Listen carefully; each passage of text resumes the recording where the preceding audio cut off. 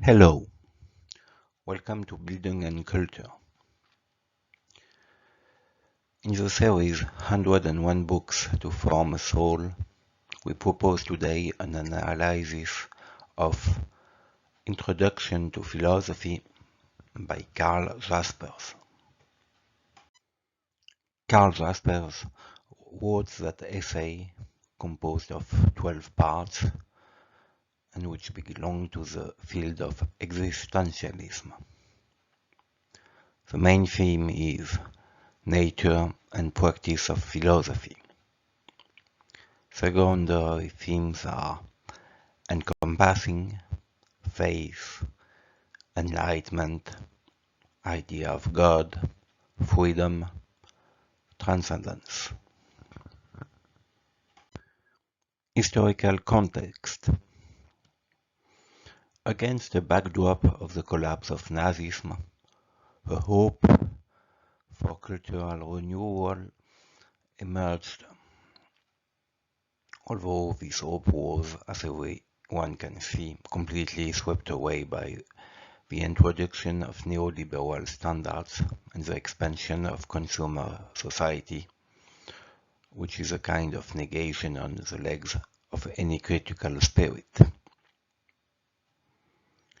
Nevertheless, philosophy must then be brought into relation with what is most proper to it and which is not an object, but rather this limit of the subject and the object, which is what Karl Jaspers calls the encompassing. It is interesting to note that during the same period, which means the decades of the 50s and the early 60s, the French philosopher Maurice Merleau-Ponty also questioned these links between subject and object and proposed an ontology of the flesh that would also be understood as being neither object nor subject. Why is this essay of interest to us today? Jaspers certainly does not think that philosophy is useless. He wants a renewal of philosophy and is interested in philosophy. The philosopher is interested in the all-encompassing, that is to say, a form of transcendence that certainly brings him closer to religious faith. But does this mean that he has fallen into irrationalism? In another essay in which Jaspers characterizes Saint Augustine as a great philosopher, Jaspers reminds us that we must beware of Tertullian's position, the principle of which was credo quia absurdum, which means I believe because it is absurd.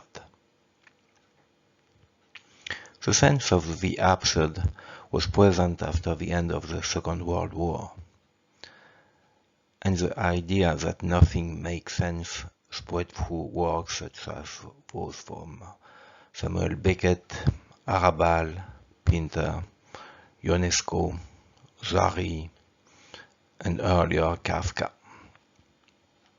This tendency toward the absurd undoubtedly stemmed from nihilism, a disease identified and described by Nietzsche, and from which the Dr. Nietzsche himself was afflicted. Despite his great esteem for Nietzsche, Jaspers, who was also trained in psychiatry, and by it rejected absurd faith and considered that religious and philosophical faith should march in step with the Enlightenment, because superstition must be fought. But among the false superstitions that must also be fought, there are also the false lights that are those of scientism. Having rejected faith, man wrongly entrusts to irrational thoughts alone to understanding the task of establishing with certainty what in life matters most.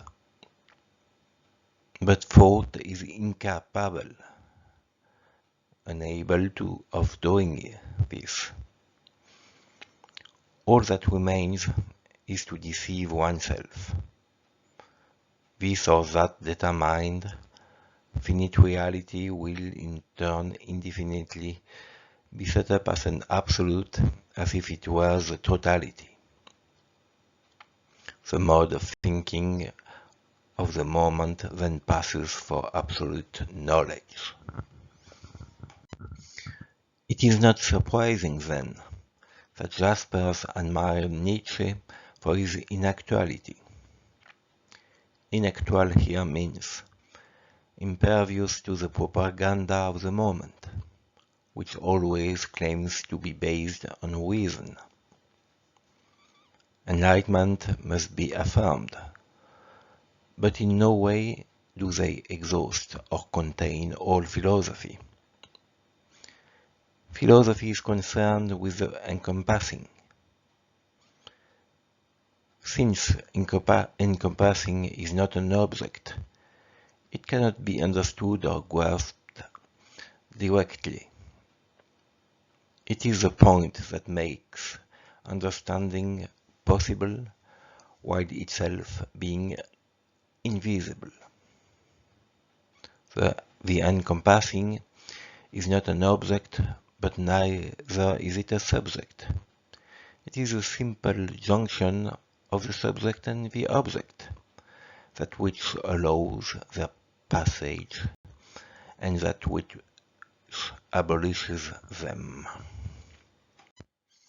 The red line becomes then that of faith and superstition.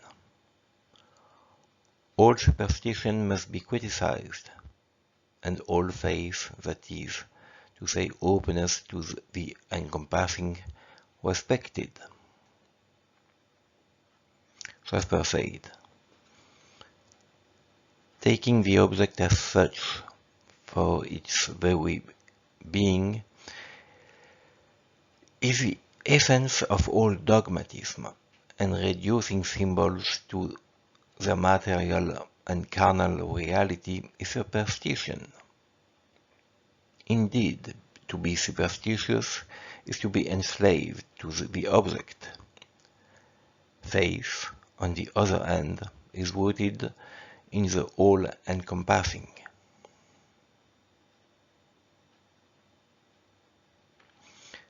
There is probably no better way to put it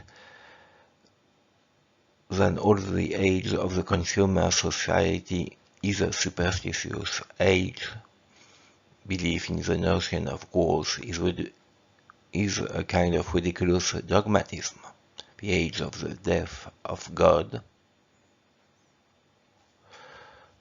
with Nietzsche, Heidegger or Musil, is in a sense unbearable.